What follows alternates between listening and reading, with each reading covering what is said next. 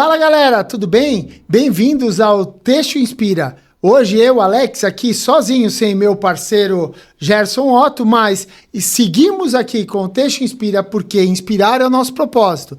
Agradecendo sempre aos nossos patrocinadores, a Gerson Otto, a TR Texto e o Estúdio Dr. Amadeu, que nos apoia e nos patrocina para que nós sigamos aqui entregando melhor conteúdo inspiracional para você. Hoje, galera, nós teremos aqui uma pessoa que o trabalho que eu consigo acompanhar dele, e tenho certeza que é só a pontinha do iceberg, é muito bom para a informação e para o crescimento e acompanhamento dos nossos trabalhos na moda, que é olhar o resultado do varejo. Está aqui comigo hoje, online, mais uma vez, nesse formato, Thiago Furbino. Seja bem-vindo, Thiago. É um prazer tê-lo aqui no Texto Inspira. Obrigado, Alex. Obrigado pelo convite e estamos aqui. Pode contar comigo. Então, Thiago, você é fundador da Retail Rise, hoje Top Voice no LinkedIn e agora host no podcast, no Varejo Podcast. Cara, você pode com certeza inspirar muitas pessoas aqui com a tua história. Mas para conectar essas pessoas e como a gente sempre procura fazer dentro do Texto Inspira, essa é uma história de passado, presente e futuro. Então conta um pouquinho do Thiago, por Thiago, a trajetória, da onde você veio, para onde você está indo, que é o que conecta as pessoas à tua história. Tá. Vamos lá então, né? Começar do comecinho. É sempre uma grande dificuldade falar da gente, mas vou tentar resumir aqui para todos que estão nos ouvindo um pouco do Thiago, né? Então eu sou Thiago de Melo Furbino, eu nasci em Governador Valadares, Minas Gerais, há 40 anos atrás, certinho aí, há 40 anos e um mês certinho. E eu construí minha trajetória unindo estratégia, inteligência de mercado e paixão pelo varejo. Assim, eu comecei minha carreira no Grupo Fiat, lá quando eu fazia faculdade em Belo Horizonte, em Nova Lima, na Milton Campus. Na área de growth, né, passei pela área de controladoria, depois fui para growth, mas foi no varejo que eu encontrei meu propósito, assim, né, que eu costumo falar que eu sempre gostei muito de conectar dados com pessoas e negócios para gerar resultados, né, para transformar em resultados. Então, desde trabalhei na Riachuelo, depois trabalhei na Estúdio V, inclusive já morei em Blumenau por 3 anos, adoro essa cidade aí, adoro mesmo. Estou indo em maio num casamento do meu amigo. Pô, que Quem legal. sabe a gente se encontra por aí, tá, Alex? Vai ser um prazer. O café tá convidado, com certeza. Eu ia te chamar pra gente ir lá pra Short, tá em Pomerode. Não, Então... também vamos junto. Tá, tranquilo. E assim, trabalhei pela Riachuelo, então ao longo de todos os tempos, assim, e desde que eu entrei no varejo, eu já morei em aproximadamente 13 a 14 cidades diferentes. Então eu já morei em todas as regiões do Brasil, Norte, Sul, Centro-Oeste, com exceção do Nordeste. Foi a única região que eu não tive o prazer de morar ainda, né? E ao longo dos anos, né, passei por várias áreas, compras, comercial, operações, planejamento estratégico, mas eu tive a oportunidade de liderar projetos de impacto tanto dentro quanto de grandes empresas, quanto como consultor, né? E daí foi nesses momentos de passagens, inclusive foi em Blumenau que eu descobri cada vez mais a minha veia empreendedora.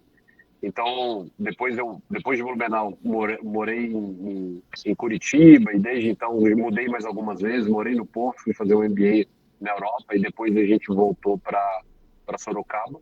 Mas hoje eu estou na frente da Retail Rise, que é uma consultoria que nasceu com o objetivo de ajudar empresas a tomarem melhores decisões, unindo estratégia, dados e curadoria de fornecedores, né? Porque às vezes a gente tem uma dificuldade que você quer implementar uma estratégia na tua empresa, mas você não sabe quem procurar.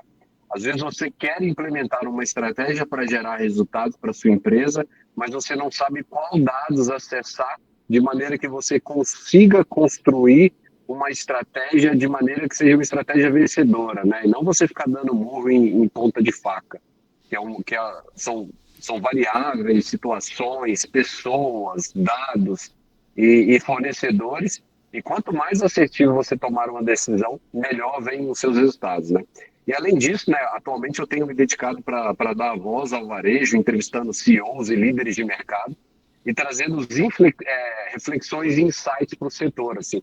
Porque eu acredito que o varejo brasileiro precisa muito mais do que conteúdo estratégico e menos lugar comum, né? A gente precisa atuar cada vez mais com foco em conhecer empresa, em conhecer diversos segmentos e também entender um pouco da aplicabilidade de acordo com o setor que a gente está falando, de maneira que a gente consiga tomar mais decisões, né? Então, Alex, hoje eu falo muito com o varejo de moda, né? Que é a minha origem.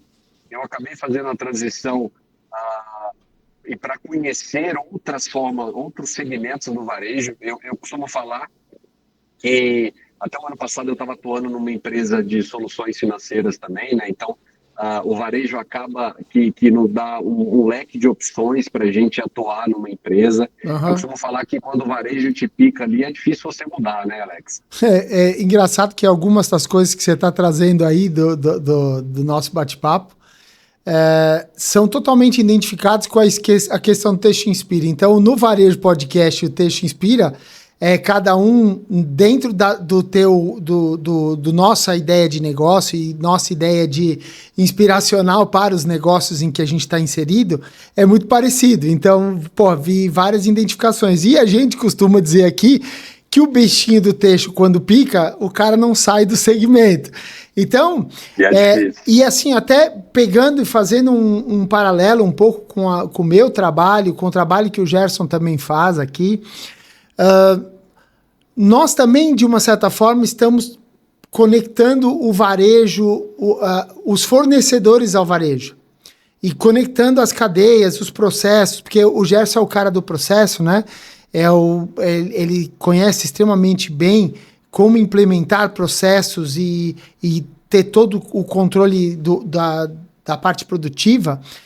E muito ligado ao varejo. O Gerson, por isso que eu te falo que assim, é uma pena que hoje ele não pôde estar aqui, mas de repente vai ser uma ótima conexão da gente fazer um novo episódio, porque exatamente essa conexão ele está o tempo todo falando com o Renner, com C&A, com Riachuelo, para conectar essas engrenagens e as fábricas conseguirem entregar o resultado que é necessário para que o varejo possa performar.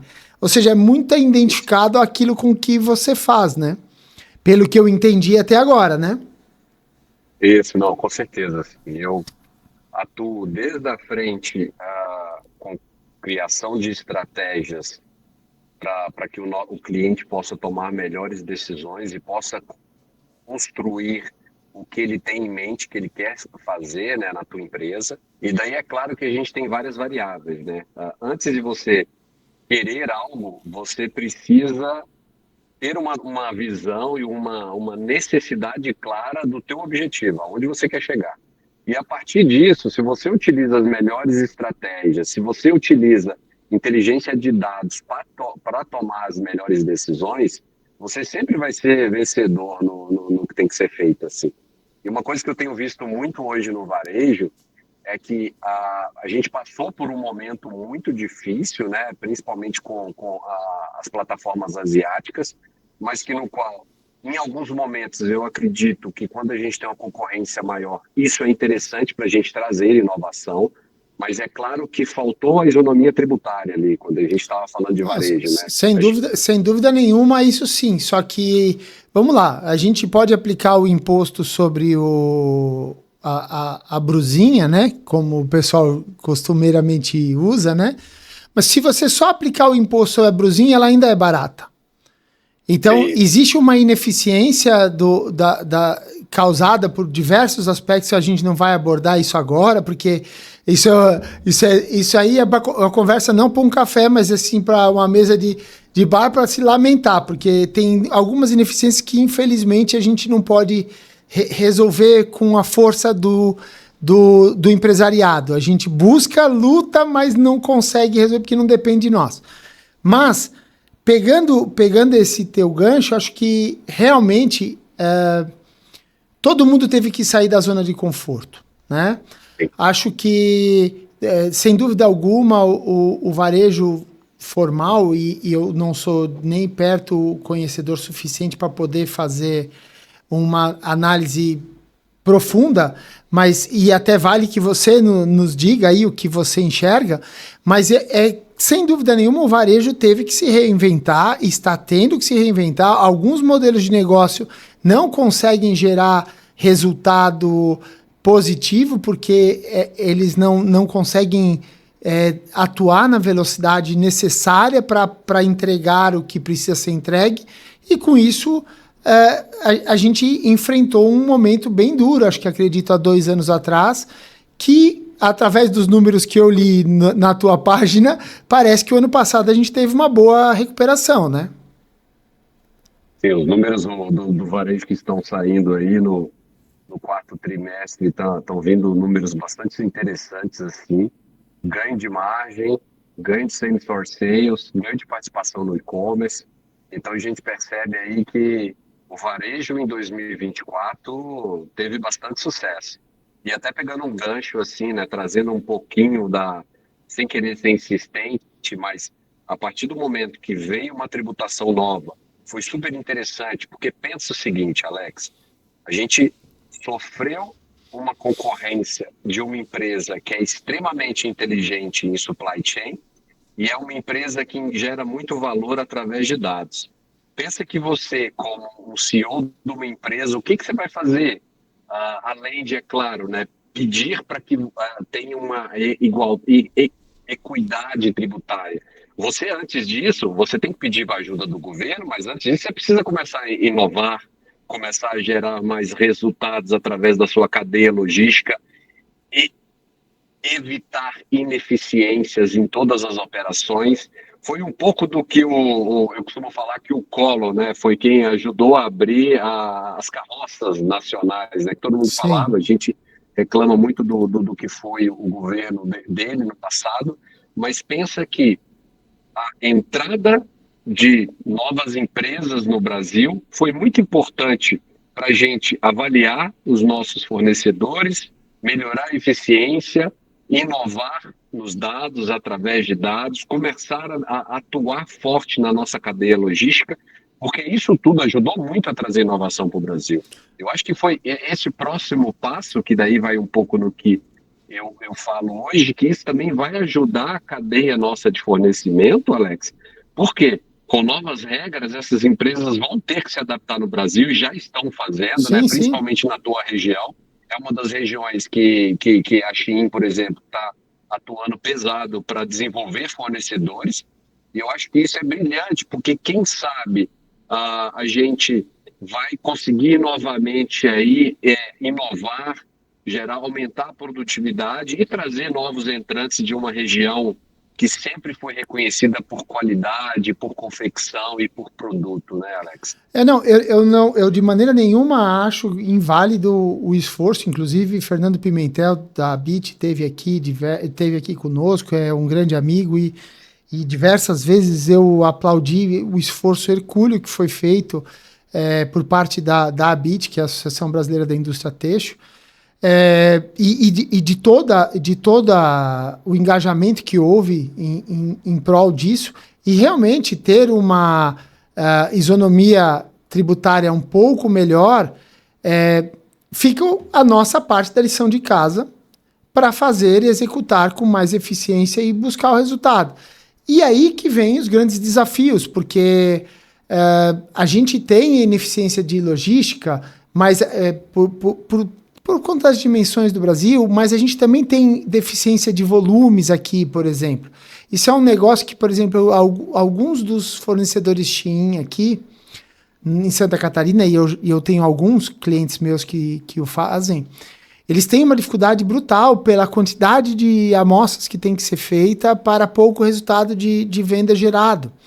E depois a gente tem uma dificuldade do teste escala, que é você testar pequenos volumes, se funcionar, escalar esses volumes com velocidade, que a gente também tem que suplantar. Então, a gente vive ainda alguns pontos de melhoria que o próprio empresariado vai ter que estar atento. E eu acho, inclusive, que quando a gente fala em relação a Shein, é um ponto, né? Mas o nosso varejo local, uma Renner, uma C&A, o Riachuelo, todos esses aí, eles também vão ter que adotar sistemas de velocidade maior. E aí nós temos que estar preparados. Mas eu acho que agora a gente voltando um pouco dos varejistas nacionais, né? Eu acho que a gente teve aí uma Renner que investiu quase R$ 1 bilhão, ou um pouquinho mais do que isso, no novo CD aqui na Grande São Paulo. A gente está vendo uma C&A também fazendo investimentos, a Riachuelo fazendo investimentos na cadeia logística. E não só isso, assim, são outros pontos de produtividade que a gente consegue avaliar nas varejistas. Eu conheço muito C&A, Renner, Riachuelo, Track and Field e Asas 2154 também, mas como melhorou os nossos produtos, viu? Como as nossas coleções estão mais assertivas, né? Desde uma Asas 2154, a Hering, por exemplo, a gente, nos últimos 4 anos aí, as evoluções de coleções, de produto e principalmente, né, tanto para o público masculino, feminino e infantil, o varejo brasileiro deu um salto. Então, por isso que eu falo assim, a competitividade num ponto teve que gerar reflexões internas. E eu acredito que isso acabou gerando, de fato, o que eu posso fazer para melhorar os meus resultados e mantendo a minha despesa baixa? O que eu posso fazer para melhorar na qualidade de produto? O que e como eu posso adaptar as minhas coleções? Então, hoje aí, o que a gente tinha de coleções a cada 3 meses, cada vez mais a gente está vendo coleções cápsulas por parte das maiores varejistas Sem do dúvida Brasil, nenhuma. né? Oi? Sem dúvida nenhuma, eu concordei contigo. Não, e Alex, eu acho isso incrível, porque a Renner melhorou, a C&A deu um salto em coleção, a Riachuelo está vindo agora também. Não só isso, coleção em produto, em qualidade, e os preços também, eu acredito que estão um pouco melhores do que estavam no período pós-pandemia. Algumas empresas aumentaram muito o preço médio e agora começaram a reduzir, a alterarem de novo para se tornarem mais competitivas, né? E eu acho que isso faz muito bem para o Brasil, tá? A Zara também, né, não para de crescer.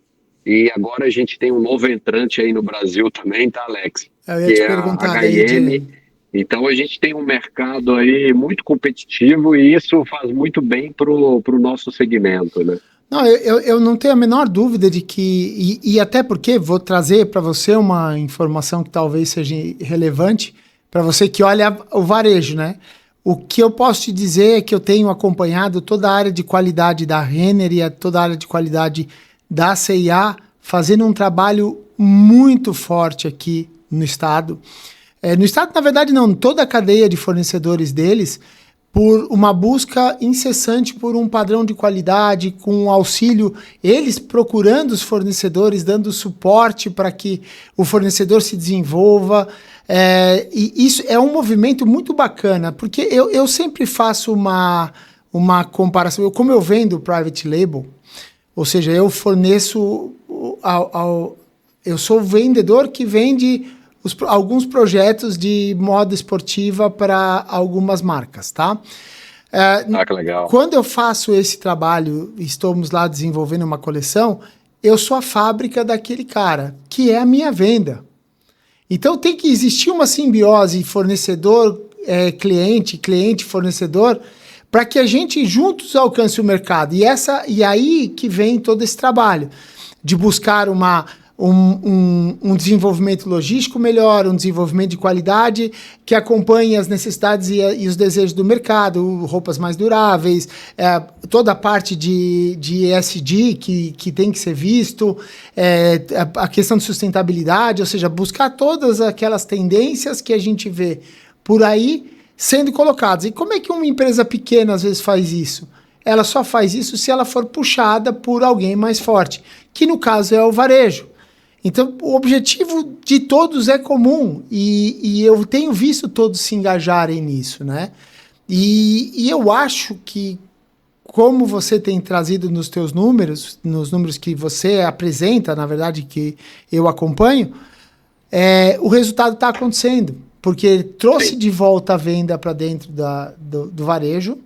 Acho que o varejo voltou a subir em volume de número de peças, em melhores resultados, ou seja, começou a funcionar, né?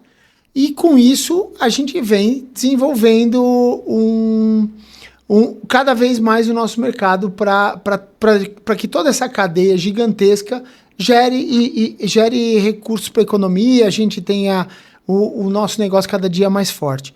Me fala uma coisa, como é que vocês estão vendo, você pelas tuas conversas, como é que vocês estão vendo os momentos atuais e as perspectivas desse ano? Ah, são, acho que é uma espécie de paradoxo. Por quê? 2024 foi muito bom, tá, Alex? Mas 2025 todo mundo tem olhado com um pouco mais de incerteza. Não que não vão conseguir crescer, mas porque que vai ser um ano mais difícil, principalmente por causa da taxa de juros.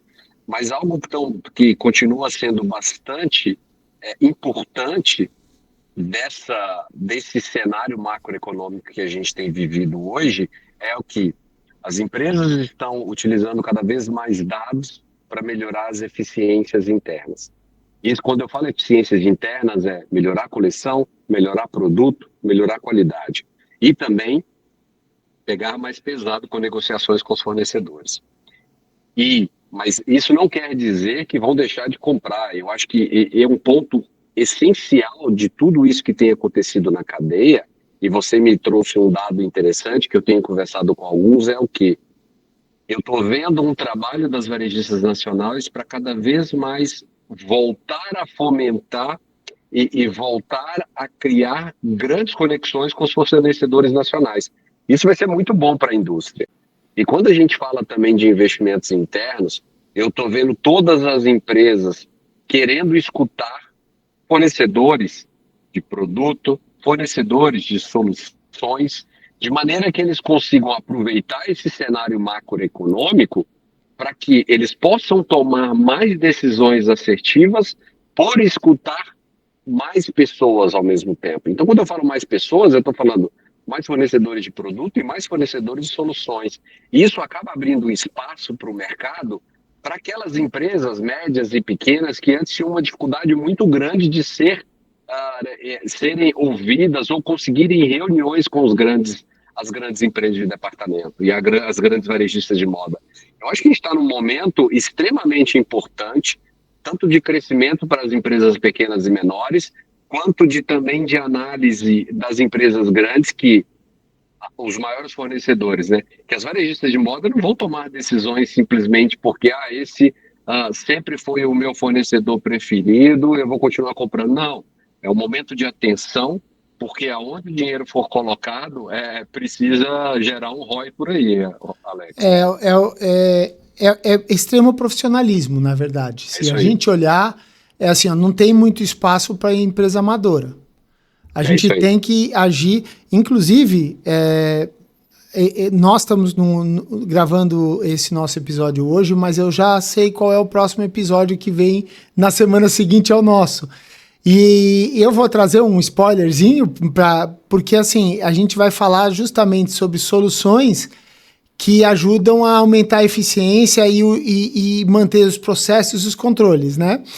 E, por incrível que pareça, apesar das empresas investirem em sistemas ERP, 40% dos sistemas é utilizado. Se isso acontece com os sistemas, tem números extremamente importantes sendo perdidos, que é o que você acabou de falar para a gente aqui, né? Se você não estiver atento aos números e aos dados que você está gerando no seu negócio para tomar as melhores decisões e ser melhor e mais competitivo, vai ficar para trás. É isso aí. O ano passado tinha um dado interessante da SAP que ela divulgou na MRF 2024, Alex, que apenas 1% das empresas, de todas as empresas do ecossistema do SAP, e a gente está falando de mais de 50% do PIB mundial, Sim. apenas 1% dos dados eram aproveitados para gerar resultado para as empresas. Então, se eu utilizo apenas 1%, eu tenho 99% de dados desperdiçados. E essa curva nossa, inteligência artificial, né, para auxiliar na captura, no tratamento desses dados, a gente está num momento extremamente importante do mercado, que eu acredito que as empresas, principalmente as empresas nacionais que estão sedentas por inovação e tecnologia, é um momento incrível para a gente ter uma curva de aprendizado muito mais rápido para a gente trazer inovações para o varejo nacional.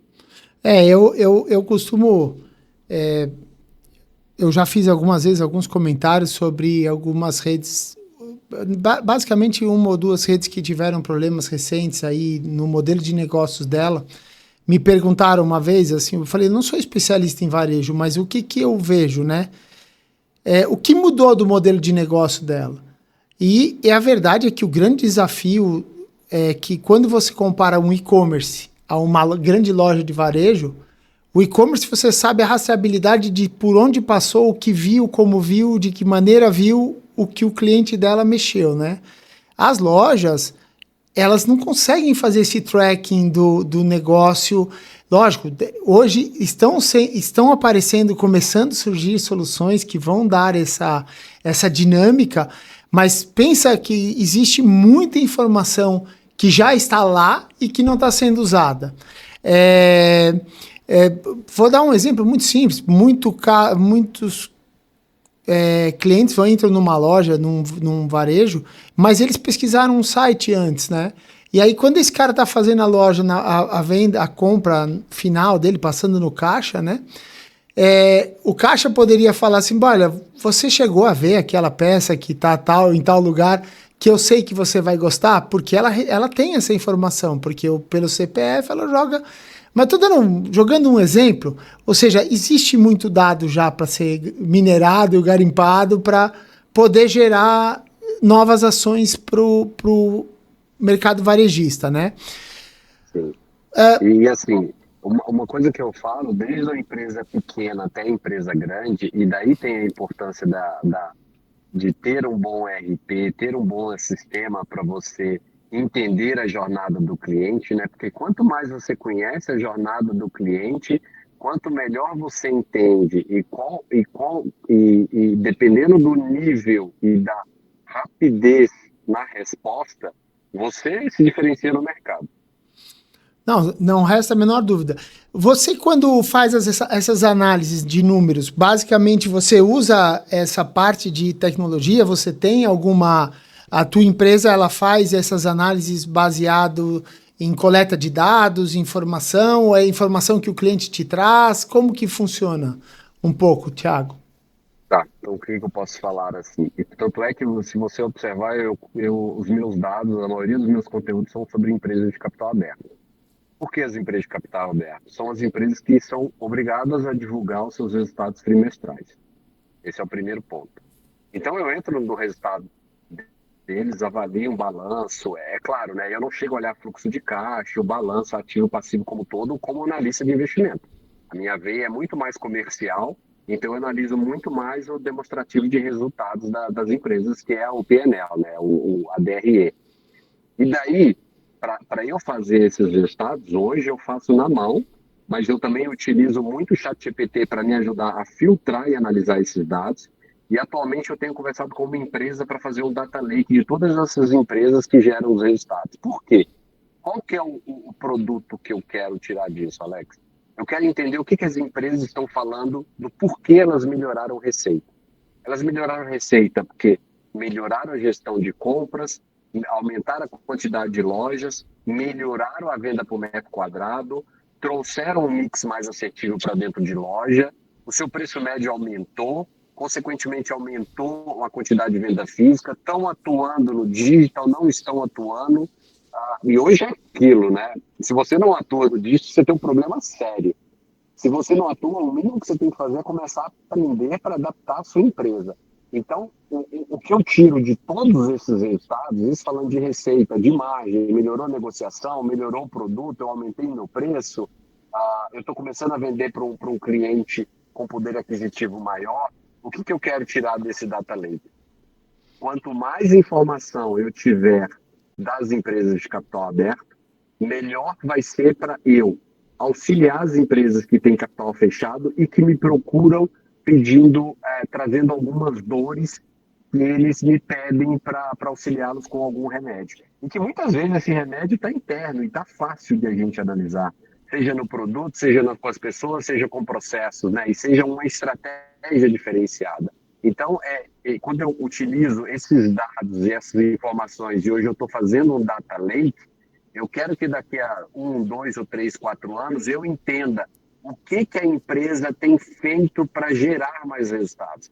E através do ponto principal, que eu sei que essa empresa está fazendo isso, e eu acabo conversando com muita gente de todas essas empresas, seja de Aham. capital aberto, seja de capital fechado.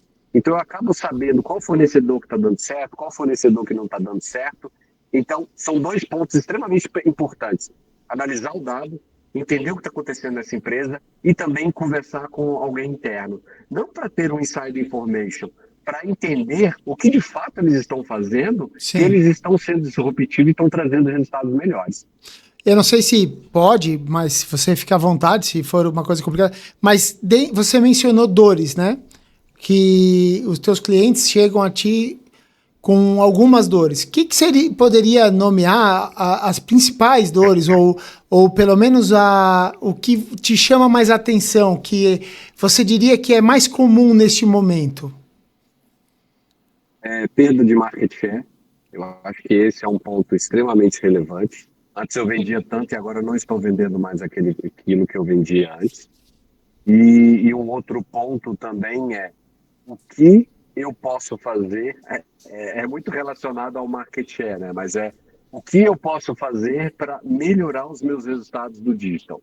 Então, ter um resultado melhor no Omnichannel, começar a investir em tecnologias Omnichannel, reduzir custos que eu tenho para operacionalizar meu e-commerce, são pontos extremamente relevantes, assim. Então, por isso que eu falo, assim, perda de market share, de fato, é o ponto primordial. E o segundo, também, outro ponto que perguntam muito para a gente é o que fazer diante de incertezas macroeconômicas, assim. Então, quando alguém vem com essa grande dor, aí é claro que a gente acaba conversando com o C-Level, né? E daí a gente precisa entender aonde ele está e aonde ele quer chegar. E principalmente, eu acho que um dos pontos mais importantes para o momento atual é tomar muito cuidado com a alavancagem, porque isso aí quebra muito empresa. Mas o market share e dores de digital para investir no seu e-commerce são duas coisas bastante relevantes, tá, Alex? Se eu É, tiver que nomear aqui. não, muito obrigado aí pela tua. Você tá falando, você que está escutando a gente aqui, tá prestando atenção. Cara, o que ele está entregando é justamente o ouro do trabalho dele, né? E eu acho muito bacana que ele está sendo muito honesto, porque provavelmente talvez seja a dor que você também passa na tua empresa. E deve ter muitas soluções, muitos caminhos para tomar de soluções. Você poderia abrir um pouquinho de algumas ideias só para que as pessoas possam pensar assim, ó, para isso aqui geralmente passa por esse caminho a solução, né? Para conseguir melhorar o market share, passa por esse caminho a solução. Acho que até você já meio que soltou isso, melhorando o teu canal de e-commerce e tal. Mas alguma coisa a mais você pudesse dar de inspiração para a galera aqui? Eu acho que um dos grandes pontos assim para empresas médias, pequenas e grandes também é identificar oportunidades no seu sortimento. Às vezes, no planejamento de compras, a gente está deixando que 1, 2 pessoas decidam, às vezes, um percentual financeiro muito grande de uma empresa. Então, como que está, quais são os dados e indicadores que eu estou utilizando para tomar decisões mais assertivas no meu mix de produto? Então, eu consigo avaliar muito bem produtos que estão com giro muito alto e produtos que estão com giro muito baixo. Eu posso trocar fornecedor, eu posso conversar com o meu fornecedor, eu posso identificar algumas oportunidades com promoção. Então, isso tudo acaba me ajudando muito a aumentar o meu share e aumentar a minha venda. Mas antes de tudo, tá, Alex? Eu acho que o grande foco de todas as empresas de varejo tem que estar no cliente. Seu cliente está mudando o comportamento de consumo. Você também está mudando ou não? Seu cliente está deixando de comprar uma marca, mas você continua insistindo numa marca que tem constantemente entregado resultados menores e você tem que demarcar esses produtos dessas empresas. Então, são perguntas que a gente consegue fazer olhando basicamente aquilo que a gente falou ali atrás, né? o que o dado está me mostrando? Aquele fornecedor que antes vendia 2x, nos últimos 3 anos, ele continua me ajudando com os 2x, aquele público que eu tinha, ele continua comprando comigo ou teve algum comportamento?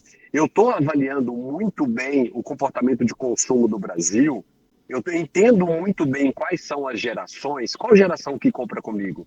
É o Baby Boomers, é a geração X, é a geração Y, é a geração Z. Eu estou dando alguma atenção para a geração Alpha que está invadindo aí, que eles são extremamente conectados. Ou seja, se eu estou querendo evoluir a minha empresa, se eu quero continuar vivo daqui a 50 anos, eu estou analisando muito bem, eu estou me comunicando com essas gerações que estão vindo por aí. Então, acho que são vários pontos da cadeia que a gente precisa avaliar muito bem. Os meus executivos estão entregando resultados ano após ano, eu estou desenvolvendo o meu time, eu gasto com eles com treinamento e desenvolvimento, não só o time de executivos. Eu estou escutando o cara da loja que está ali o dia todo atendendo um cliente. Então, acho que são perguntas que a gente fala, que são desde produto, voltado para o meu cliente, qual que é a relação que eu tenho com o meu time hoje? Meu time de base, meu chão de fábrica. Então, acho que são perguntas que a gente precisa fazer todos os dias, assim como a gente chega na nossa empresa, avalia os primeiros dados, é tentar identificar quem entregava bem, sempre continua entregando bem, e quem entregava mal, continua entregando mal, opa, então eu consigo tomar algumas ações por aí, né? Mas você sabe que, ouvindo você falar assim, ó, eu vi 3 pontos que eu queria ressaltar, né? O nosso público é muito confeccionista e muito fornecedor desse varejo que você estuda mais profundamente, né? Então, de uma certa forma, a gente tem dois pontos que são interessantes. Primeiro, talvez o nosso fornecedor aqui ainda não consiga buscar e captar bem estas informações do mercado para quem ele está atendendo. Então, ele não consegue criar bem. O retail está vindo, trazendo informação, a gente tem visto isso, eu acompanho de perto, eu vejo que o retail está melhorando nesse ponto. Então, mas também vale o confeccionista, o fornecedor de private label, ou quem abastece o varejo de modo geral, seja na multimarca, etc., vá procurar entender que público aquela loja está atendendo. Segundo aspecto que você falou, eu acho que é a questão da omnicanalidade, é uma boa forma de você atravessar essa questão geracional na parte comercial, né? Porque você, através de múltiplos canais de vendas, alguns deles são mais pensados para determinadas gerações, acho que ele funciona também muito bem. E, por fim, eu vejo que a velocidade de resposta da confecção aqui vai ter que aumentar cada vez mais. Por quê? Porque à medida que esses dados forem tratados com velocidade pelo varejo, eles vão exigir mais rapidamente que o fornecedor mude a rota. A cadeia nossa é muito longa mesmo, principalmente quando você depende de matérias-primas importadas. Aqui, quando eu digo os fios, por exemplo, que é outra área que eu atuo, tirando o fio de algodão, o restante dos fios, praticamente todos são importados. Tirando algodão e elastano. Elastano, que é a fábrica que eu represento, ela está aqui em Santa Catarina, nós fabricamos aqui. Então, a gente tem local. Mas fios de poliéster, fios de poliamida, fios de viscose, fios de poliéster viscose, esses fios são todos importados. Então, a gente tem esse delay de mudança de 2, 3 meses para que um fio chegue da China, ou da Índia, ou da Ásia. Então, isso é uma dificuldade. Lógico, a gente tem um mercado de distribuição que está abastecido com esses fios, mas às vezes insuficiente para atender uma nova tendência. Mas, ou seja, olha como é complexo o negócio. Então vai ter que haver toda uma reestruturação de determinados pontos da cadeia para que essa velocidade seja alcançada. Eu já vejo hoje, através de acompanhar meus clientes que são fornecedores, eu vejo hoje já a teste escala funcionando. Cara, é fantástico. Tem empresas sérias, por exemplo, um entrevistado aqui, que é a Cotton Start, esteve aqui agora já, acho que 15 ou 20 episódios atrás. é um cara que testa 200 peças, se funciona, ele escala e entrega 10 mil. Pô, muito, muito legal. É um modelo Shein, né? Se você pega a Shein, ela faz isso o tempo todo em escala global. Então a gente vai ter que realmente mudar, vai acontecer uma mudança, a gente vai ter que ir virando a chave aos poucos para ganhar essa velocidade. Então eu vejo que com o tratamento de dados cada dia maior, a gente vai, inevitavelmente, velocidade vai ser o resultado que a gente vai precisar apresentar enquanto fornecedor para que a gente possa manter o market share das empresas fornecedoras ao varejo. Elas vão ter que, para poder manter, eu continuo atendendo 30% para Renner, 30% para C&A, 30% para Riachuelo, só se eu conseguir ganhar essa velocidade e eficiência que você falou. Achei bem bacana, eu não sei se você concorda comigo, mas é a forma como eu interpretei o que você disse. Concordo. E, Alex, teve até a Cassandra de Napoli, que é uma das chefes da WGSN, ela falou na NRF desse ano que, de fato, o mundo está caminhando para 2 polos e a gente precisa identificar muito bem. São os fenômenos virais, que é o TikTok, que é basicamente o ultra fast fashion, que eu preciso ter um tempo de resposta cada vez mais ágil, mas também eu preciso capturar os trending forecast, que analisa mudanças culturais e comportamentais, ou seja, aquela cadeia de produção ali vai continuar sendo um pouco mais longa do que o outro.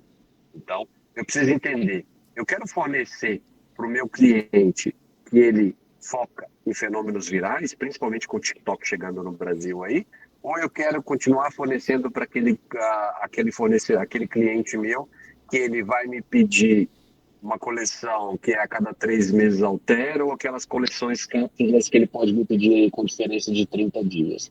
Mas antes disso, Alex, eu preciso tomar uma decisão também, se demora 2 meses, 3 meses para chegar um fio, alguma coisa para mim, a minha matéria-prima, até que ponto?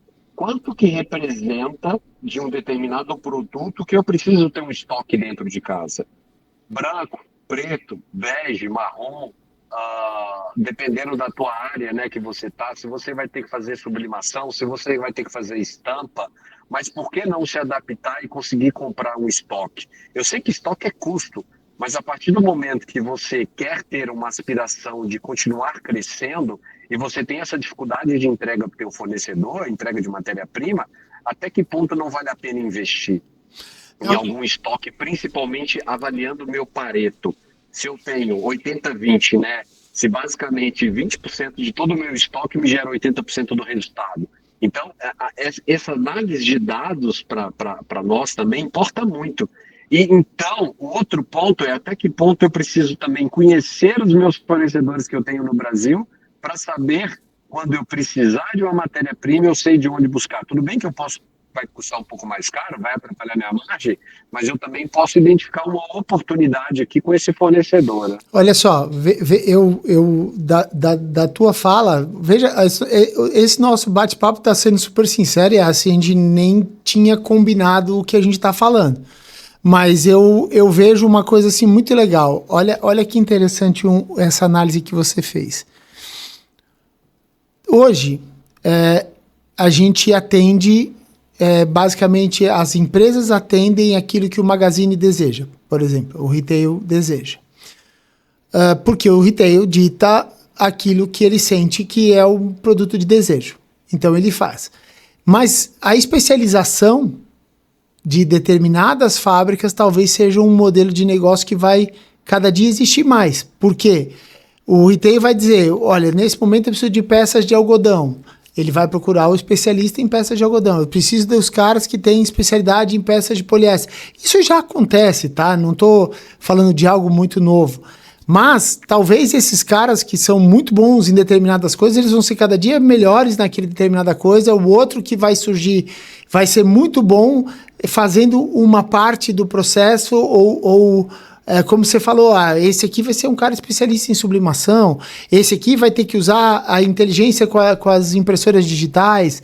A gente teve aqui entrevistados como a Corint, eu fiz um trabalho com o pessoal da Regiane também, cara, com fazendas digitais aí para ganhar velocidade, como você falou, o cara tem camiseta branca estocada dentro de casa, atender hoje com a marca Adidas, amanhã com a marca Nike, amanhã é o mesmo fornecedor que tá sendo eficiente na entrega rápida e na adoção de novos produtos, sabe?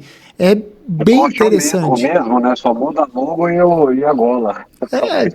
Então, é muito, muito bacana ver isso. Hoje, então, a tua empresa, ela faz justamente essa coleta de informações de dados e vocês ajudam na tomada de decisão estratégica das empresas para as quais você presta esse serviço, certo? Certo, Alex. E esse é um... E pode fazer. Não, perdão, pois siga. E daí depende muito disso, né? Porque às vezes um cliente me procura para eu gerar uma estratégia de marketing, uma estratégia de consultoria para eles voltada. Eu quero entrar nesse segmento novo. Eu quero melhorar a gestão do meu planejamento. Eu quero criar do zero uma operação de varejo. Eu sou muito forte no B2B, sou muito forte com o atacado e agora eu quero ir para o varejo também. Como que eu posso ir? Então, essas são algumas perguntas que eles me fazem. Mas então eles podem me falar também, não, eu preciso melhorar minha gestão de estoque, minha gestão de compras. Ou seja, aí eu preciso avaliar dentro da curadoria que eu tenho de fornecedores e entender se alguém tem uma solução parecida. Atualmente a gente está fazendo um produto, com 2 clientes, que é basicamente, ele queria utilizar machine learning e inteligência artificial para melhorar, automatizar a gestão de estoque de compras dele. Então nada mais justo que usar os meus dados, usar todas as informações que eu tenho de 2 anos completos em todas as minhas operações, para que eu compre melhor, para que eu demarque menos. De maneira que, se eu demarco menos, minha margem é maior e minha receita vai ser maior. Então, são várias demandas que a gente tem que se adaptar para conseguir também. Uma coisa é eu entregar um trabalho de consultoria do zero para ele. Outra coisa é eu acessar na minha cadeia de fornecedores alguém que fazer uma curadoria de fornecedores, alguém que teria uma solução que consiga resolver o problema dessa dor do cliente. Então é um pouquinho disso que a gente faz aqui, Alex.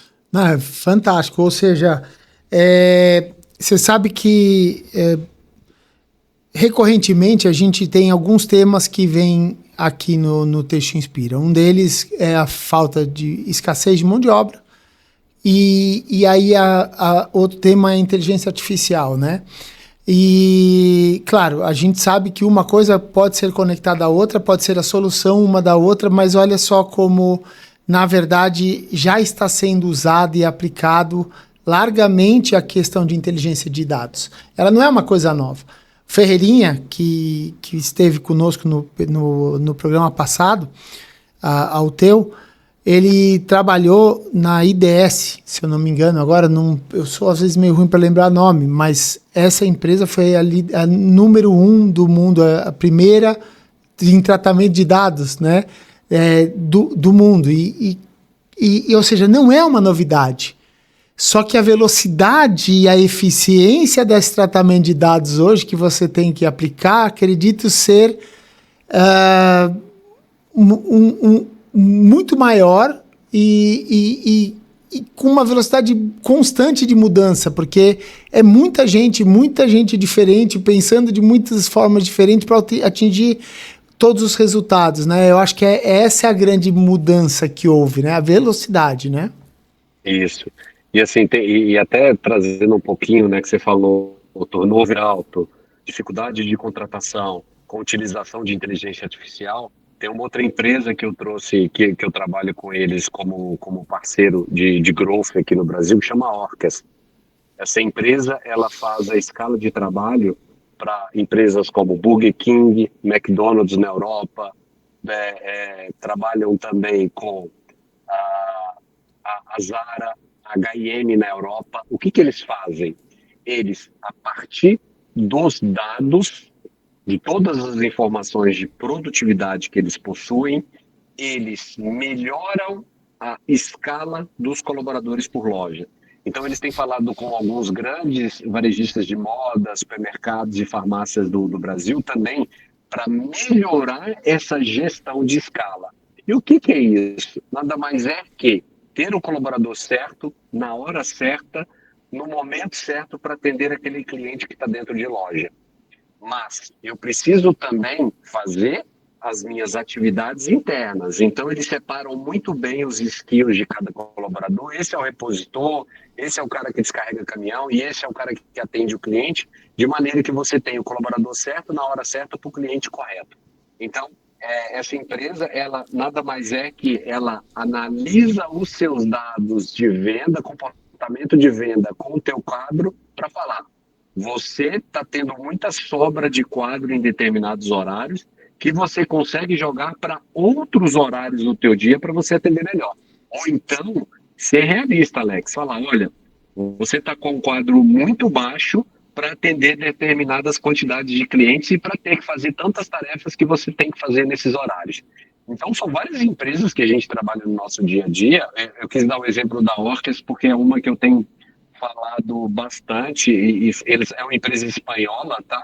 E é uma empresa que tem gerado bastante resultado no mundo e agora estão chegando no Brasil também, que utiliza dados para melhorar a produtividade dentro de loja.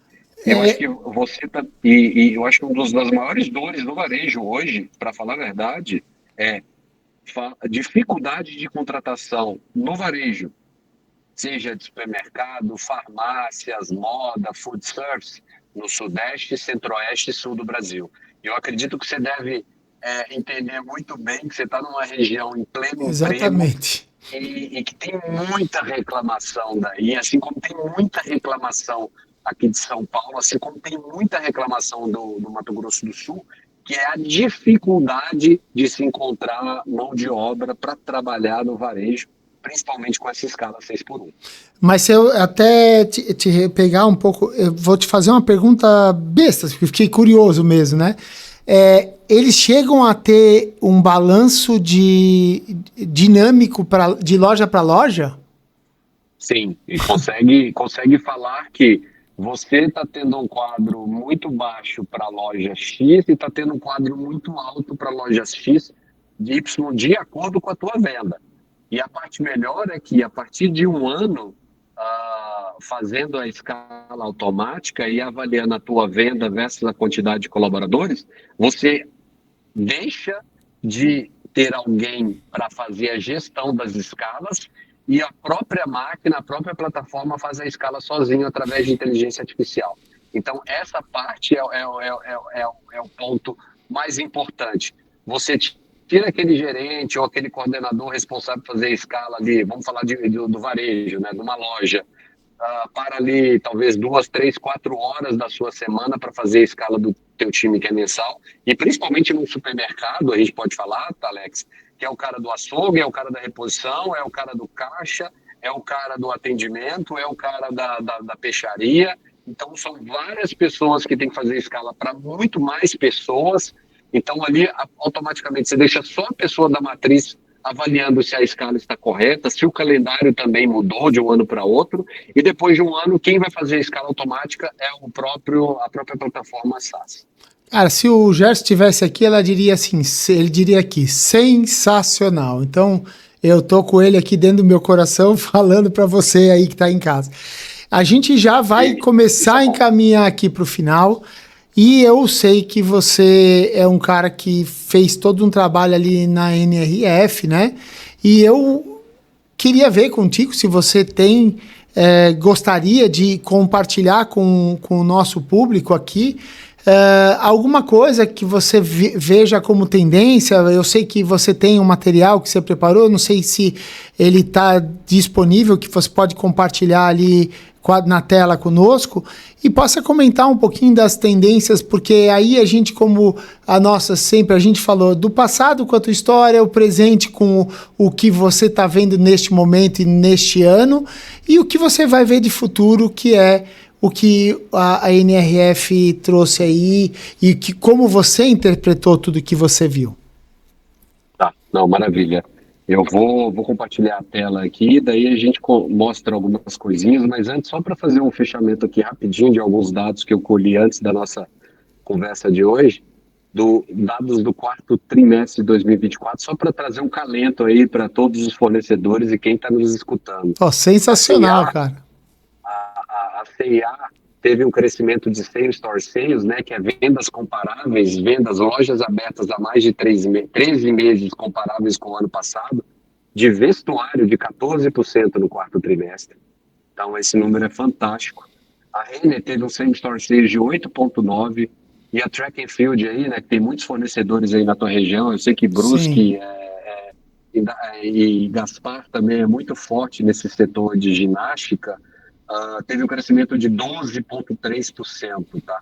E a Asas 2154, eles não divulgaram o same store sales, mas teve um crescimento aí de resultado bruto, divulgaram ontem à noite, cresceram 15% aí o grupo Soma e o grupo Arezzo, né, que se juntaram e fizeram aí a Asas 2154, que é muito de extrema relevância para o sul do Brasil.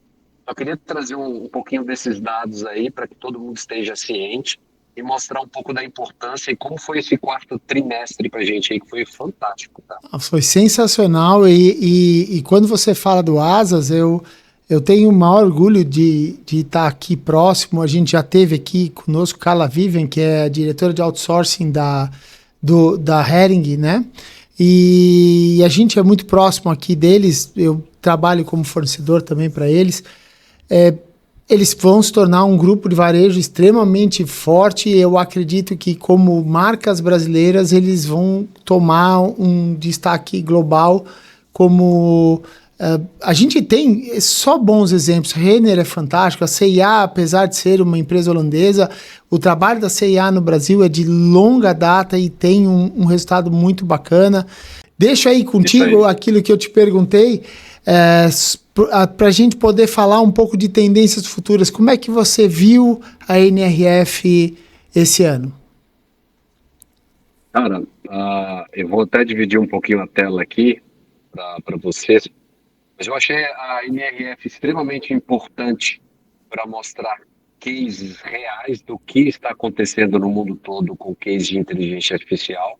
Conversando com muitas pessoas que foram na NRF, algo que deixou bem claro, tá, Alex? Antes as pessoas iam para ficar olhando as palestras. Este ano, muitas pessoas interessadas em visitar a feira, porque de fato é na feira onde está tudo acontecendo. Eu gostaria de ter um pouco mais da NRF, de trazer casos práticos. Olha, usei esse fornecedor, fiz essa inovação e olha o que gerou para a gente de ROI, de resultado, de receita. E eu acho que isso falta ainda. E algo que eu gostaria de ver mais, dado a nossa importância do Brasil, Alex, é ter mais palestras em português e os americanos que traduzam também, porque em determinadas palestras a gente chega a ter até mais brasileiros, ou então metade brasileiro e metade americano lá.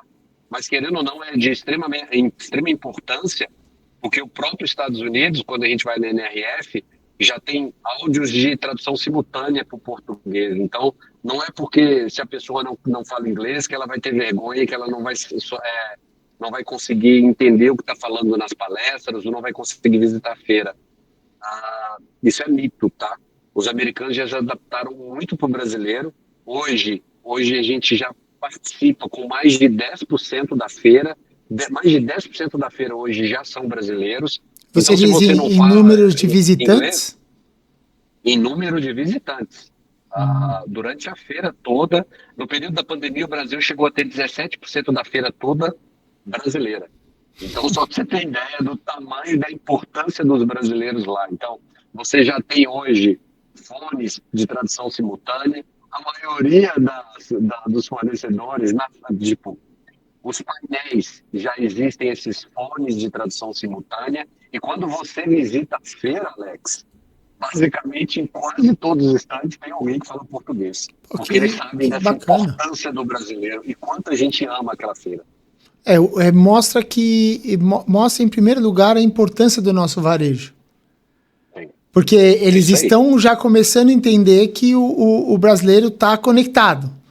Está buscando essa informação, ou seja, a gente tem o nosso varejo está cada dia buscando mais estar informado, conectado com as tendências globais e buscando informação, né? É isso aí. Eu acho que isso mostra um pouco da nossa força, tá? Então, não precisa ninguém ter vergonha. Ah, não falo inglês. Cara, não tem necessidade de falar inglês. Você vai se adaptar lá e você vai conseguir sobressair como ninguém, assim. Então, é uma mensagem que eu gostaria de deixar para todos que estão nos escutando aqui.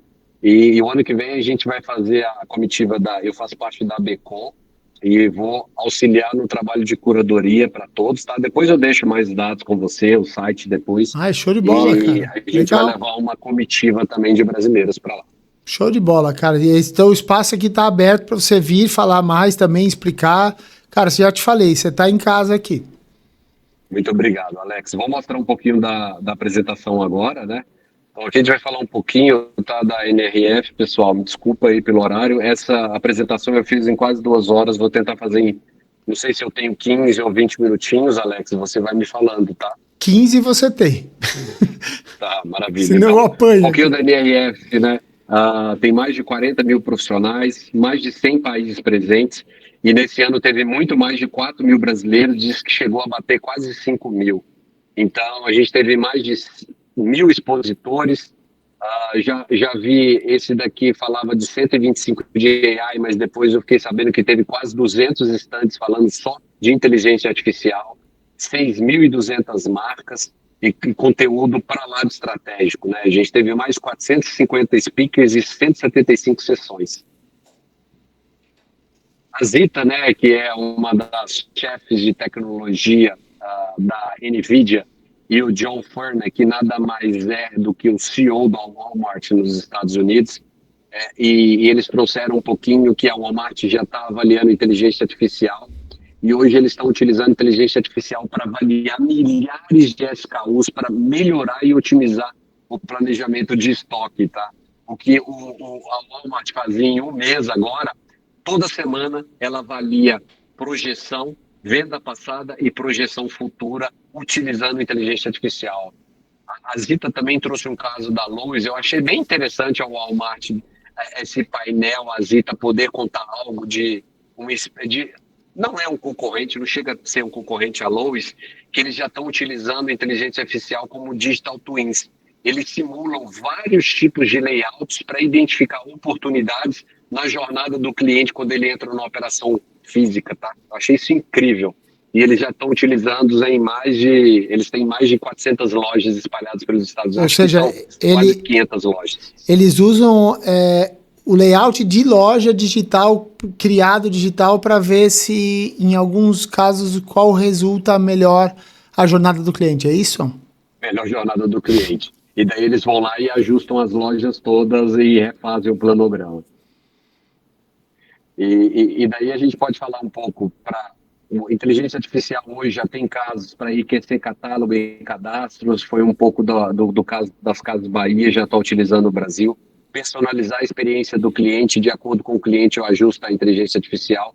Garantir consistência e reduzir erros, né? Criar chatbots, aprimorar a segurança no contexto físico e digital e prever tendências, né? O que a gente falou um pouco de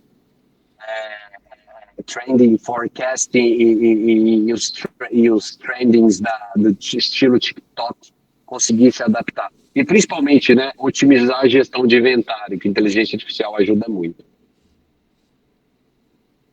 Aí eu quis brincar, né, porque a gente sempre falou que varejo é detalhe.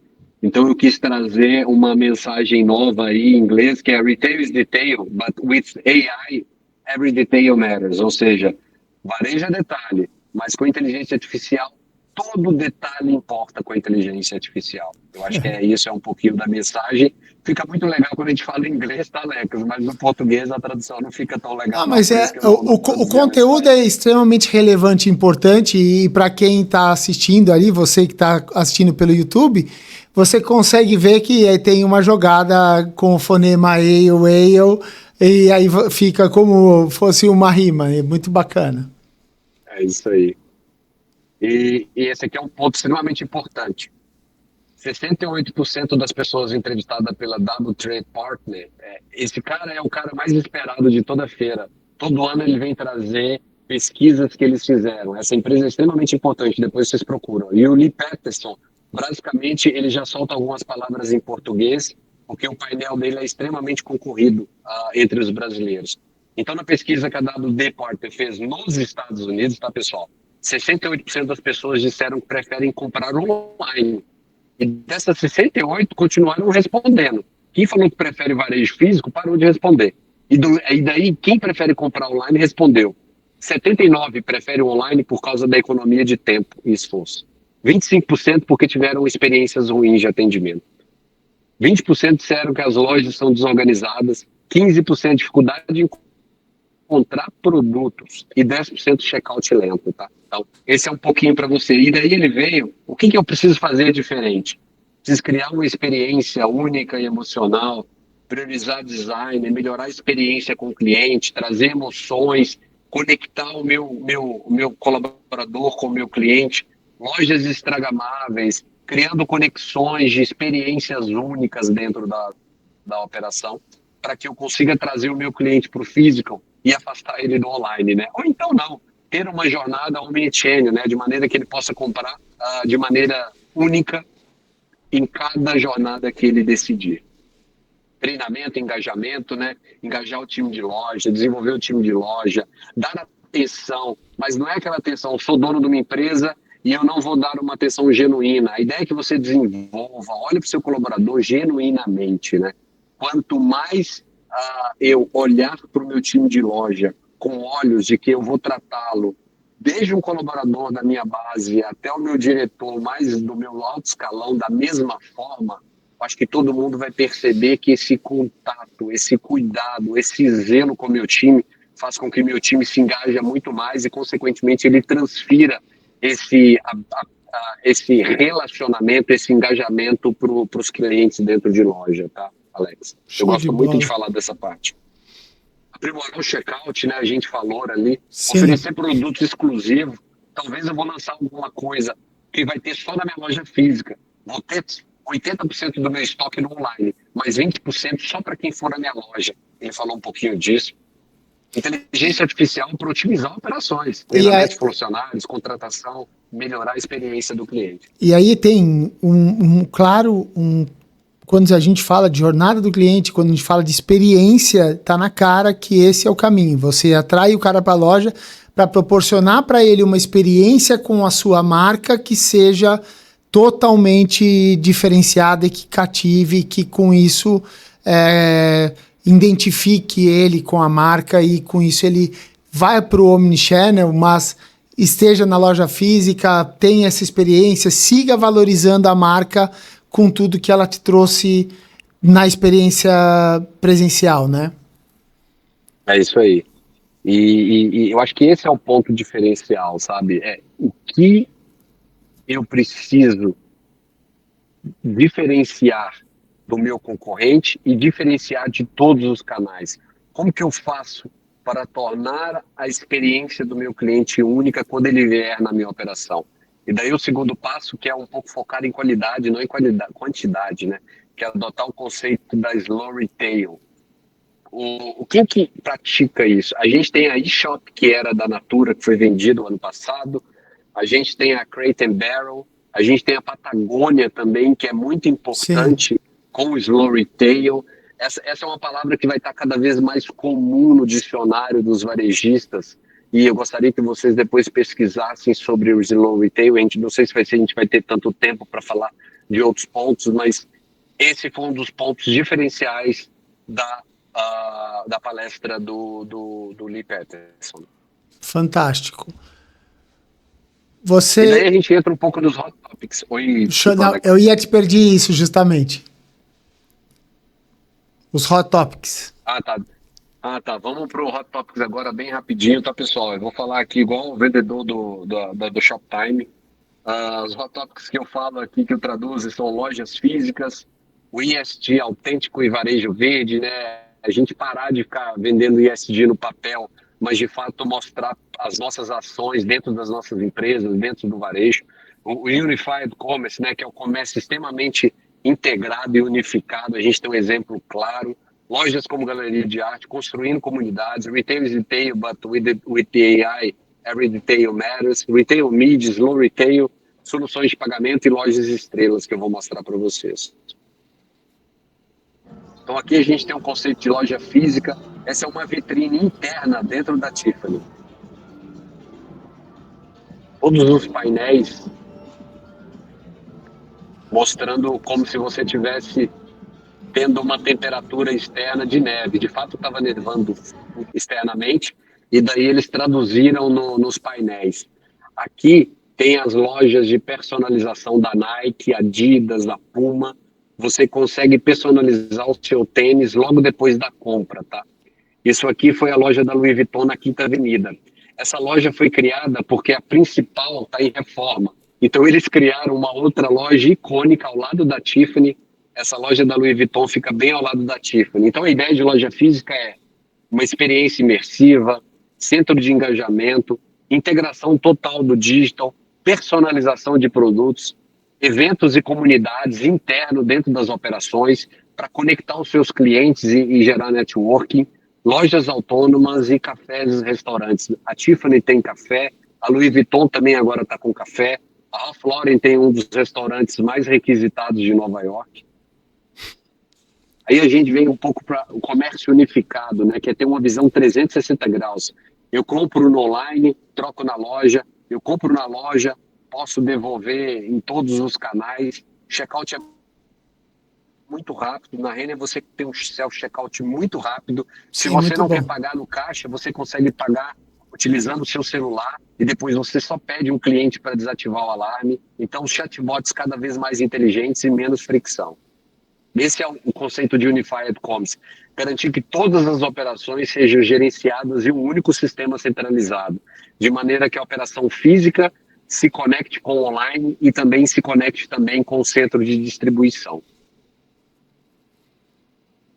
Aqui a gente tem um pouco do que eu falei, varejo é detalhe, mas com inteligência artificial todo detalhe importa, que já é os cases de sucesso com a inteligência artificial, interação em tempo real, otimização do atendimento, gestão de estoque preditiva, prevenção de fraudes e segurança. Hoje, só para você ter ideia, Alex, isso é muito legal, o Carrefour ele consegue saber se é você que está tocando no teu aplicativo para fazer compra ou pedir um empréstimo, baseado no teu toque, na força do teu toque no celular. Isso também só é possível por causa dos inteligência artificial e cada vez mais sendo utilizado para segurança também. Fantástico. What an interesting live streaming selling in China.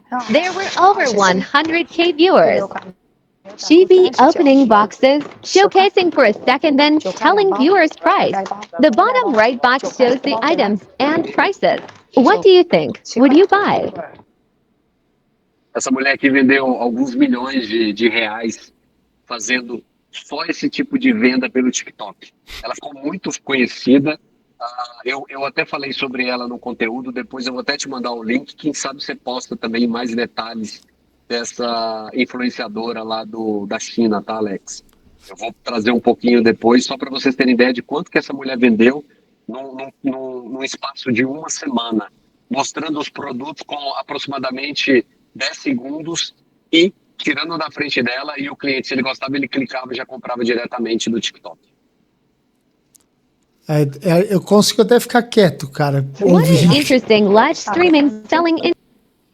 Aqui é o SD autêntico que eu falei, né? Segunda mão, economia circular, produção local e forte atuação na comunidade, produtos reutilizáveis, lojas físicas e sustentáveis, né? Eu acho que talvez depois a gente poderia fazer, quem sabe, um episódio aí só focado na pós-NRF, mas eu gosto muito do varejo autêntico. Que, por exemplo, a Lebes e a Patagônia tem um sistema que, se a sua peça tem um defeito, você vai lá que eles consertam para você. Se você não quiser mais, você ganha um gift card para você trocar com outra peça. E depois eles vão mexer na tua peça que você devolveu e vão revender se tiver com bom estado para ser revendido, eles depois revendem na plataforma online deles, tá? Então isso é muito interessante. Depois vocês pesquisam sobre a Levis e o programa da Patagônia, que é um espetáculo. Show de bola eles. Realmente a gente tem visto e a Patagônia tem sido uma grande referência, né, nesse sentido. E é uma das trends que a gente sempre ressalta, a questão de ESG, sustentabilidade, acho que é muito bacana quando ela é bem feita e é real, sabe? É isso aí. Eu acho fantástico toda a história por trás da Patagônia, desde o CEO, desde a doação de tudo, todas as reservas que ele comprou para o Chile. É um produto que de fato vale cada centavo, não só pela qualidade, mas também por tudo por trás dessa marca, né? Retail Media, né, que já é o mercado global, deve atingir quase 180 bilhões esse ano, e só o Brasil Retail Media já deve atingir quase 3 bilhões em 2025, tá? Então, para vocês entenderem um pouco mais sobre o assunto, vou falar bem rapidinho. Já falei um pouco sobre o tamanho do mercado, né? Afinal de contas, são quase 3 bilhões de dólares aí, a gente vai fazer quase 15 bilhões de reais, então depois pesquise um pouco mais sobre isso, que é extremamente importante. Lojas como Galeria de Arte, não sei se você viu essa loja aqui, tá? Sim. Ela tá bem ao lado daquela loja da Louis Vuitton que eu mostrei, e a Tiffany aqui em frente, tá, Alex? Essa loja está em reforma da Louis Vuitton. Eles plotaram como se fosse uma mala, Alex, uma mala. Fantástico, né? A gente, acho que essa foto já deu uma boa corrida pelo mercado e nós aqui, mas sempre é bom mostrar o que eles estavam fazendo, o que eles estão, assim, aonde que está chegando o nível de criação de um momento diferenciado, né? Eu acho que de exploração do sensorial, do extrasensorial, é fantástico, né? A ideia de lojas como Galeria de Arte é uma arquitetura, um design que faz parte da identidade, exploração do minimalismo, a exclusividade e edição limitada, né? O conceito de exposição temporária. Por exemplo, essa loja aqui é uma flagship. Uma flagship não, é uma pop-up, entre aspas, né? Porque ela vai ficar aqui enquanto essa loja não está pronta. Depois eles vão destruir essa loja e vão fazer alguma coisa com ela. Então, essa interação do digital com o phygital, o varejo como espetáculo, palco de performance, eventos. Então, tudo isso, cada vez mais storytelling, cada vez mais contar histórias para o varejistas, né? Depois a gente fala de solução de pagamento, self-checkout cada vez mais rápido. Uma coisa que a gente falou lá do porquê que você não vai mais nas lojas físicas, né? Sim. Compra sem interrupção, né? Que tem a Amazon Go, o Will, o Sam's Club.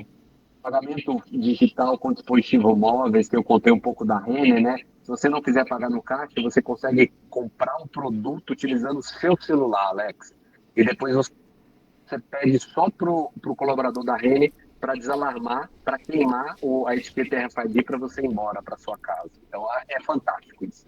Pagamento digital e contactless, né? Cada vez mais sem contato, precisar de cartão, só utilizando ou o Apple Watch ou o iPhone. Biometria e reconhecimento facial. Aqui no Brasil a gente tem a CIA que tem a biometria facial. Você consegue chegar na loja e comprar só utilizando seu rosto. Oscar Calçados também aqui no Sudeste. Anitta Calçados no Centro-Oeste. Todo mundo utilizando biometria facial. Fantástico. Então o Brasil está atualizadíssimo pelo jeito. Tá atualizado. A gente não está tão na frente da China, mas igual os Estados Unidos, tem coisas, principalmente com soluções de pagamento, Alex, a gente está mais evoluído que os americanos, tá? Eu, por exemplo, tive experiência de self-checkouts aqui que eu gostei mais da Renner do que grandes empresas internacionais. Que legal. A gente tem agora essa exploração da loja, não só como ponto de venda, né, de produto, mas também de experiência de café e restaurantes. Aqui tem um exemplo da Ralph Lauren restaurante, que é um dos mais requisitados de Nova York. Esse aqui é o café da Tiffany dentro da loja, Alex. E esse é o café da Prada, em Milão. Então, são experiências únicas que vale muito a pena ir para você desfrutar de uma experiência totalmente imersiva. Tiago, por que eu vou fazer isso na minha loja? Cara, eu acredito que tem muita loja que daria para ter experiências desse estilo. Seja lojas high-end, né, com produtos com preço médio mais alto, ou então seja varejista, de maneira que você consiga conectar mais seus clientes e conectar cada vez mais, trazendo experiências imersivas dentro das suas operações, tá?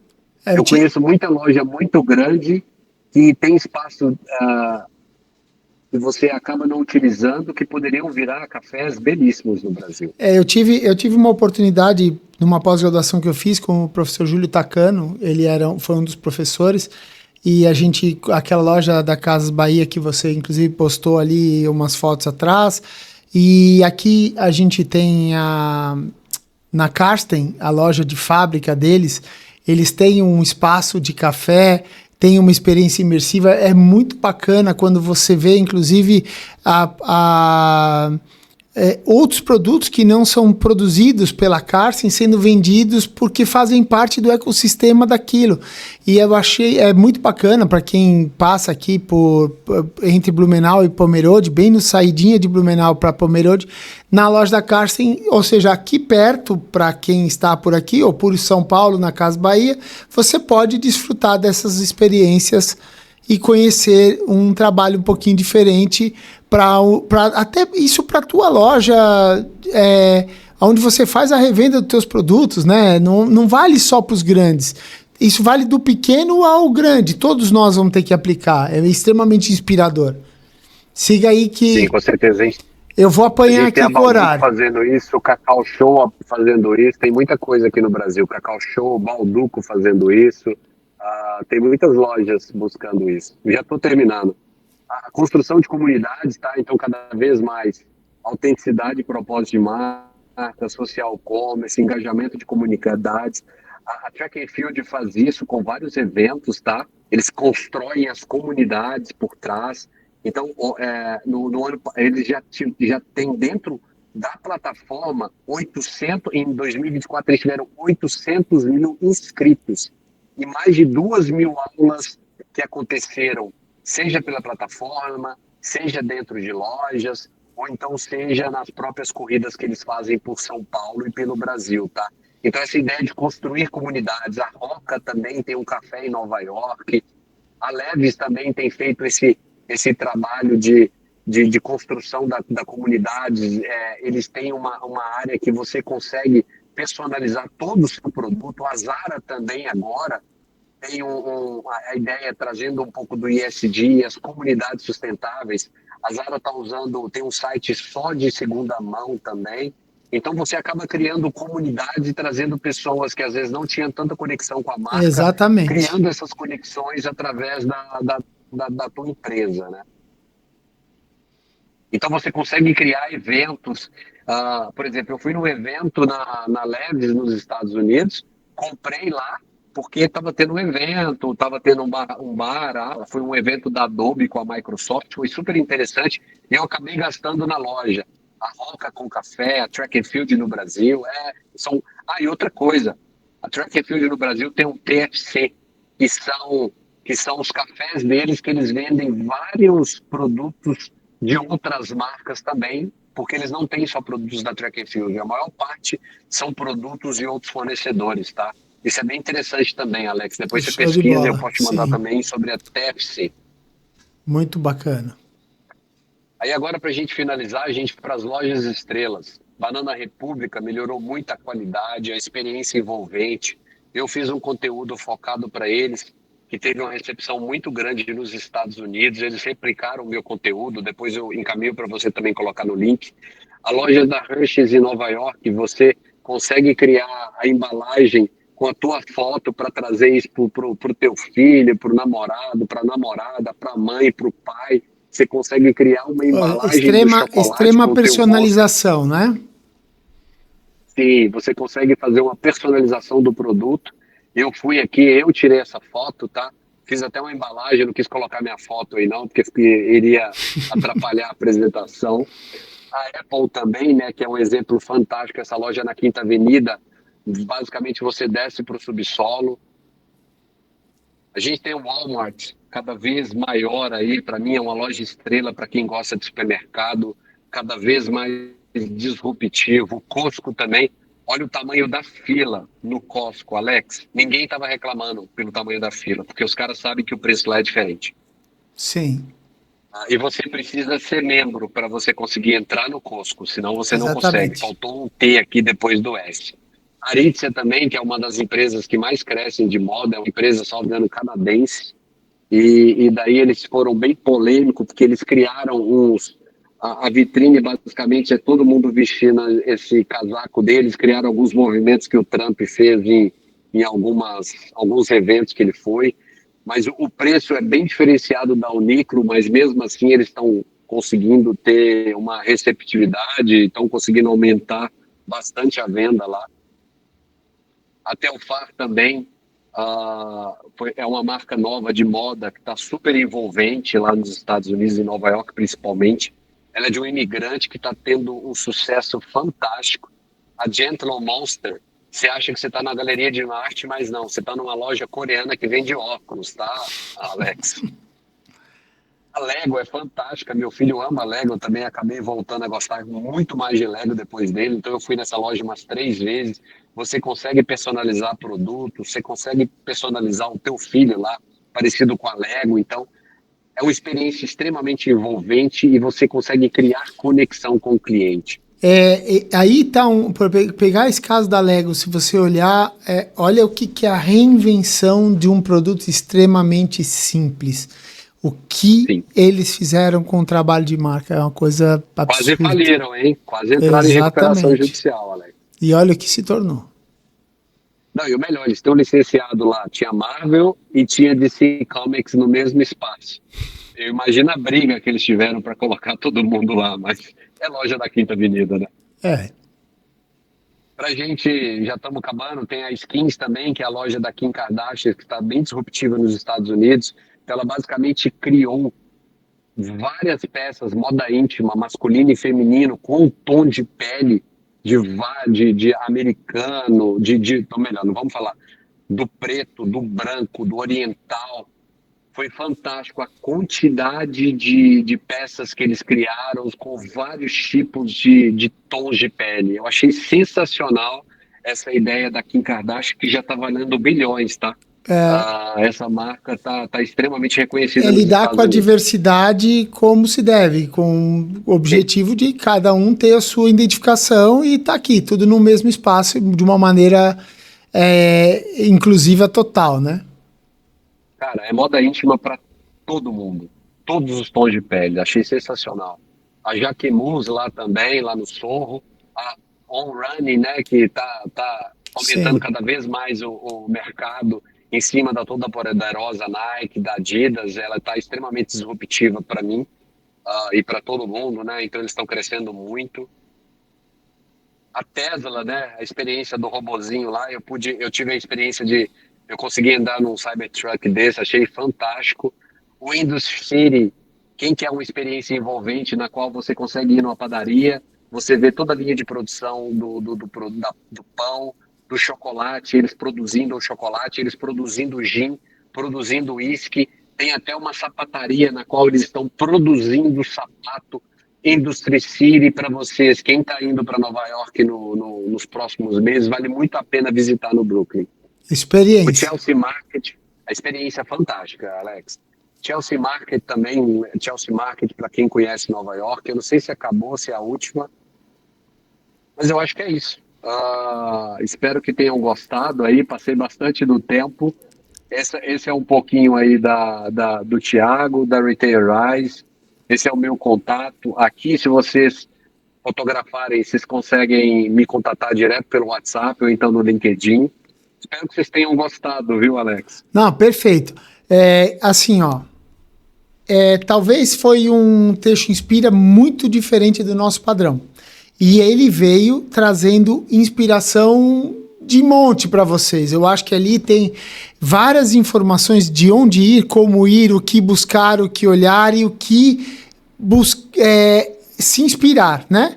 Então, Thiago, volta ali para a tela, porque ainda está compartilhada a tua tela conosco, para a gente poder se despedir. Eu vou pedir que você... a gente realmente hoje estourou todos os tempos. Vai ser o Texto Inspira mais longo que nós tivemos até agora. Mas para mim tá ótimo. Quem vai assistir, que assista em parte, se não puder tudo de uma vez. Mas o importante é ter a inspiração, porque a gente quer isso para você.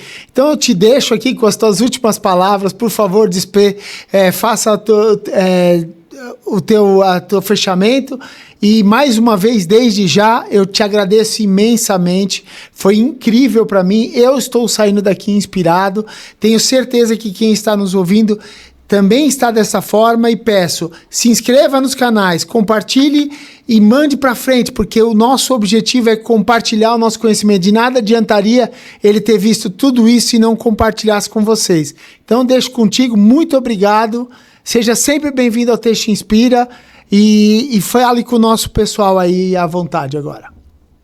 Obrigado, pessoal, desculpa aí o horário. Tive que dar uma corridinha aí, porque nós tínhamos falado, a gente ia falar de varejo, depois a gente acabou entrando na pauta pós-NRF.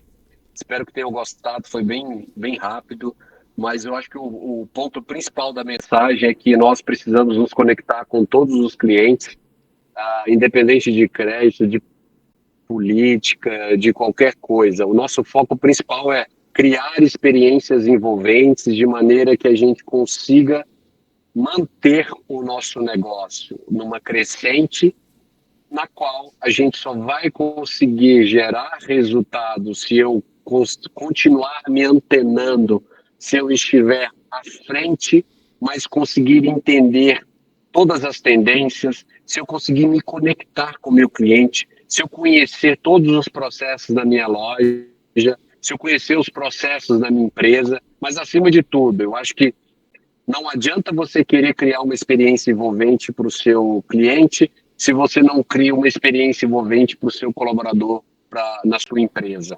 Então, de fato, se preocupe genuinamente com todo o teu time para que vocês conheçam cada vez mais do seu cliente, estejam atentos a tendências, para que vocês façam com que seus negócios continuem crescendo, continuem dando resultado e, de fato, vocês sirvam de inspiração para outras empresas e para todas as gerações, né? Se eu estou falando aqui com a terceira geração, com a segunda ou com a primeira geração, que, de fato, não tem nada melhor do que a gente criar conexões genuínas para que, de fato, a gente gere resultados genuínos. Então, esse é um pouquinho do Thiago de Melo Furbino. Me segue no LinkedIn, qualquer coisa, o Alex, se precisar de mim novamente, estarei aqui. E não deixam de clicar no sininho, de seguir esse episódio no YouTube, seguir o canal no YouTube, para que vocês possam ver não só esse episódio, como os outros também. É isso aí. Boa noite, até mais, espero poder vê-los aí na próxima visita em Blumenau. Muito obrigado, Thiago. O Thiago já fez todos os avisos paroquiais. Clica no sininho, mas eu vou te fazer uma coisa. Vai lá no Varejo Podcast, clica no sininho e se inscreve no canal dele também, porque o objetivo é que nós inspiremos vocês para poder seguir crescendo. Agradeço mais uma vez ao Estúdio Dr. Amadeu, a Gerson Otto, TR Têxtil e a você que faz com que eu esteja aqui para te inspirar como nosso propósito. Tá bom? Um forte abraço, nos vemos no programa da semana que vem.